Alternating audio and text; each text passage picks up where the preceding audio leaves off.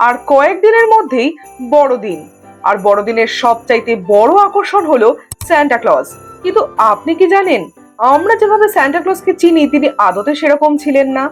Santa ক্লজের গল্পের শুরু মধ্যপ্রাচ্যে। বর্তমান তুরস্কের মায়রা এলাকার ধর্মগুরু ছিলেন সেন্ট নিকোলাস। জনশ্রুতি অনুযায়ী তিনি দরিদ্রদের সাহায্য করতেন। গোপনে মাঝরাতে জানলা দিয়ে ঘরে ঢুকে মোজায় সোনার কয়েন দিয়ে যেতেন।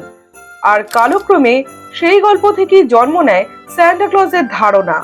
কিন্তু তখনকার স্যান্টার পোশাক ছিল সবুজ রঙের, শীত শেষে বসন্ত আসার, অর্থাৎ নতুন জীবনের প্রতীক।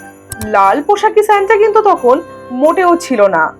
এরপর 1800 সালে ইংল্যান্ডের বিশপদের আদলে লাল সাদা পোশাকের স্যান্টা আঁকা শুরু হয়। এরপর 1930 সালে কোকাকোলার বড়দিনের বিজ্ঞাপনে লাল সাদা স্যান্টার ছবি সারা বিশ্বে ছড়িয়ে পড়ে। তাহলে বলুন, এই গল্প কি আপনি জানতেন? আর যারা জানতেন তারা কমেন্টে লিখবেন কোন স্যান্টা আপনার পছন্দের, লাল নাকি সবুজ।